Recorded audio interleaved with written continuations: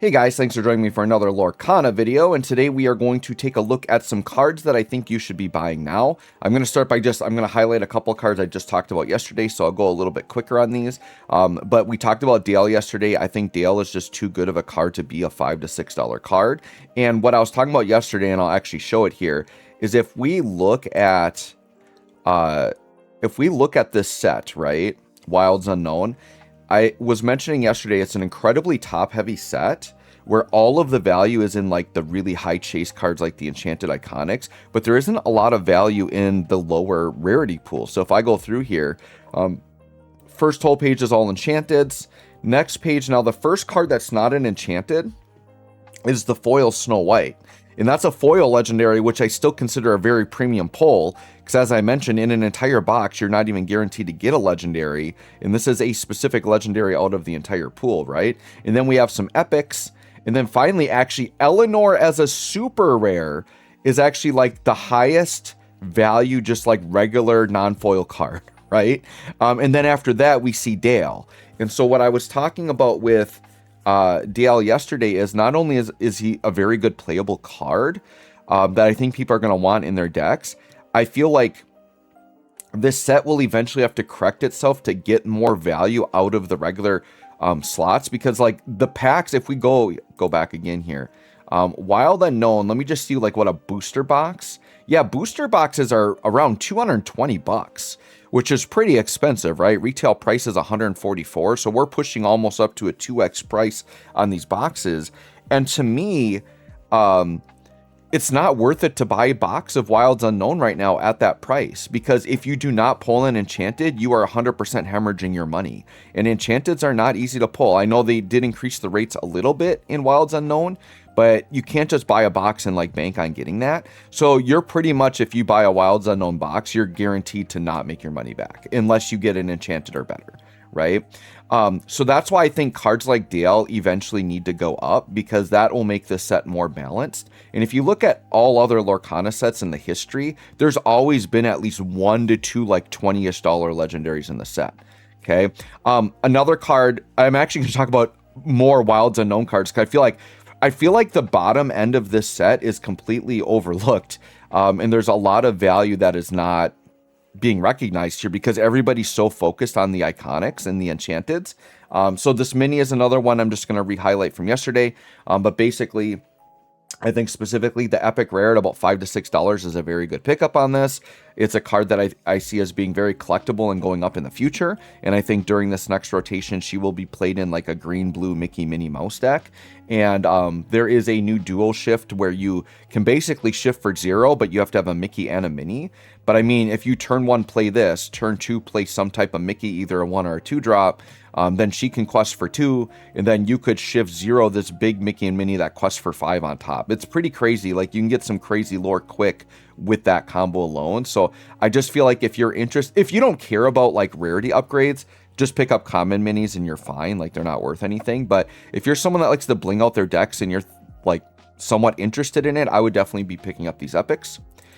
Merida, another Wilds Unknown card, right? Like, there's just so much like hemorrhaged value in the legendary pool and Wilds Unknown. Merida's another card similar to Dale that I think is going to be played in the next format, and I think is a card that could increase in value. Like, I could see Merida and Dale both being like $15, $20-ish cards. And right now, just very undervalued. People haven't been looking at her as much. Right now, she's only like a $5 to $6-ish card. If we look at the sales though, there have been a lot of sales over the past couple of days, right? So if we, I can scroll here and there's quite a few, and then on to the 13th, but yeah, really nice chunk of sales. So, she's actually just now pushed above market value, market price, right? Market price on her is about $367. Right now, cheapest copies you can buy, after shipping, you're looking at $550 to $6, right? So I would start looking at Merida now, like sooner rather than later, because her sales rates are going up. I think, once again, we've got pre-release this weekend. As soon as rotation hits, people are going to be thinking about decks. I think Merida is going to be very good in like a steel action type deck. There's an action in the next set that deals damage to all characters, which with Merida, that just adds an extra 2 damage to everybody. It can almost be like a board wipe type situation. And we've known in Lorcana, board wipe cards help you win, right? That's why Under the Sea so good. That's why Prince Philip combo is so good. I think Merida is going to be a way to enable different ways to kind of board wipe or control the board. So I think Merida, if you're even somewhat interested in this type of deck, I would be picking up your Merida playsets now if you haven't done so already. Another one we want to look at, of course, another Wilds Unknown, like very undervalued legendary, is Mr. Incredible. And this one is actually like quite shocking to me when I look at how much this card costs and I read the effect of this card and I'm like, why is this card not more expensive? So this is like a $2 legendary. And actually, what are cold foils? I'm just curious on cold foils. Cold foils are only about $5. Like, to me, this would be like a very easy, like, just pick up a set of cold foils to have. So if you're not familiar with Mr. Incredible, he's a shift 3, he's inkable 5, so like very playable stats just that way. He gets 2 attack for each other character you have in play, and he starts at a 6. So this guy can come out on turn 3. Let's say you play an Incredible, you play a different character turn 2, you shift this guy on turn 3, he can attack and he's going to be at 8 attack. And not to mention, whenever one of your super characters challenges a character, draw a card. So this is why I'm like so astounded how cheap this guy is. This is a legendary that draws cards. And he's got, once again, very, very playable in terms of his cost, and he's inkable, right?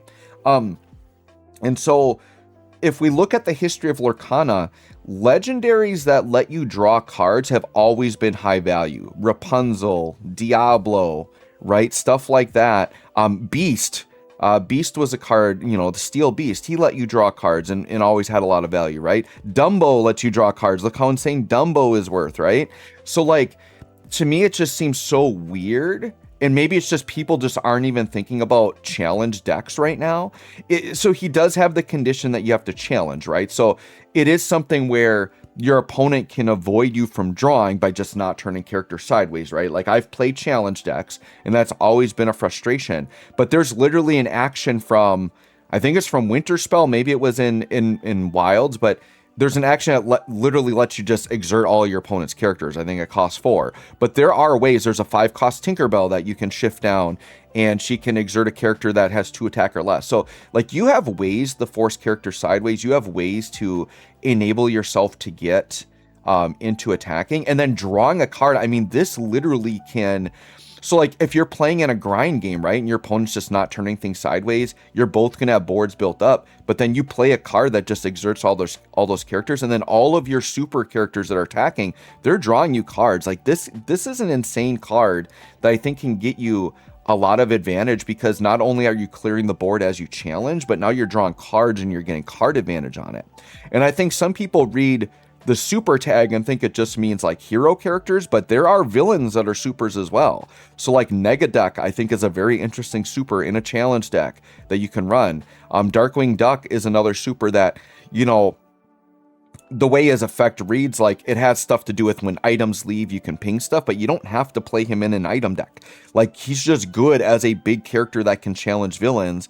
If you want to be, you know, sneaky and throw the Thunderquack in there, then you can challenge ready characters. I mean, you can do some crazy stuff with supers. And obviously there's all the incredible characters. There's more stuff in Attack of the Vine. So I just feel like preemptively people should just be picking up playsets of Mr. Incredible just as a legendary that can draw cards.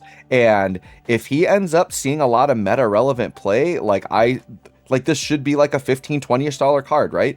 Like, I feel like Mr. Incredible, Merida, and Dale, if they're all up to $15 to $20 range, now we're looking at like more of like a normal set and like what legendaries should be going for, good legendaries in a set. I feel like Wilds of Known has just been so like people are overlooking some of these cards because they're just into that iconic buzz or whatever. But yeah, Mr. Incredible, I definitely would be picking those up. And then to end off the video here, I just want to look at some Elsa cards, because Elsa, I would say, as like the Charizard of Lorcana, this is more for collectability. But if you're looking into collecting Lorcana, I would be picking up some of these Elsas sooner rather than later. So first we're going to look at the D100 Elsa. So the D100 set had a huge explosion and like really blew up. And right now it's on a little bit of a cooldown. If we look at this Elsa, you can see we had a huge spike. She was $56 and people bought them. Like 11 of them sold at $56, right? And right now you can get copies, and this chart hasn't even updated yet. Right now, there are copies at $25-ish, near mints, right? So if you are at all interested in collecting Elsa, I would be grabbing this now. I don't know that this D100 is going to get much cheaper. Like, it might get down to 20, but I don't know that it's going to get down much farther than that. And we can look at like what sales are doing right now. Let's take a look at this D100 Elsa. So, I mean, we had a couple of them sell yesterday near $30, right? So the sales haven't been crazy, but look at this, 30, 35, 34, 36, a whole bunch in the 40s. I mean, there were sales on that spike, right? And so right now the sales have started to cool down. So as people list, they're undercutting each other right now. But if you look here, we've got 1, 2, 3, like 4 copies that are in like the $25, $26 range, and then all of a sudden you're right back up to 30. So all it takes is one person that says, yeah, I'll spend $100 and buy 4 of these Elsas, and then all of a sudden you're up to 30 again and they're spiking again. So I would pick this up, and I'm not going to buy these. I already have my Elsa. I actually have a PSA 10 of this. So definitely, guys, if you want this Elsa, I would grab that now. And then I'll also be looking at this promo Elsa. This one comes out of the Fabled gift set or whatever. And I think this card right now isn't like crazy expensive because you can still find those Elsa gift sets like at the store. But I think over time, if you want to make like a good long-term play, I think this Elsa is going to be a really nice pickup. Right now, only like $6 to $7-ish. So she started off as like a $3 to $5-ish card. Then we had a huge, massive spike up into the $15, $16 range. And now she's starting to cool back down. So I think we're finding a trend right now where things are starting to cool off from the crazy, crazy buyouts that we had. And this could be a good buying opportunity to pick up some cards. So you can see here, a lot of copies available in that $6 to $7 range. Like if I really wanted to invest, I would take this guy right here, $6.99. You could just buy 5 copies from this guy at $7 a piece. You could sit and hold these. And I very easily could see this within the next few months being a $15 card again, and then you're doubling your money. If you wait really long term though, I could see it really, really shooting up because this is a unique foil in Lorcana.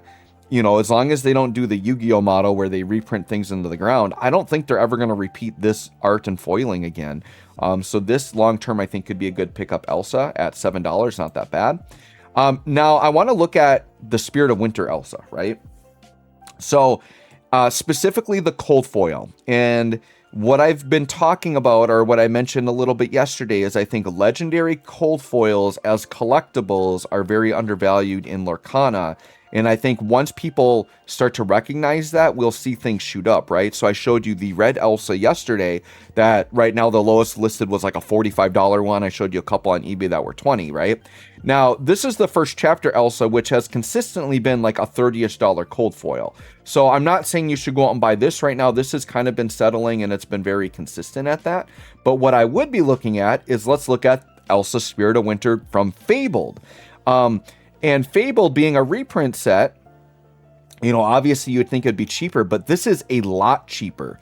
You can get the cold foil Elsa, exact same artwork as the first chapter Elsa, for only like $6 to $10 in that range. So yeah, it's about $8 to $10 for a cold foil. So it's like 1/3 the price of the first chapter one. And in my opinion, the Fabled one looks nicer. It has the embossing on it, and it has like the cooler like hologram foil there. So I like this actually better than the first chapter one. I know the first chapter one is kind of considered like the base set, right? Like the first set, but they printed a ton of first chapter, and Fabled sealed right now is going crazy. And actually, let's look at that really quick. So let's do a little comparison. Just off the front here, we're going to grab this and we're going to grab this. Let's look at like what sealed first chapter box compared to a Fabled box. So right now, oh, and I got to change my filter. I got to turn cold foil off. Here, let me just reset filters on this. I'm going to have to do this on this side too, because this one was filtered the cold foil.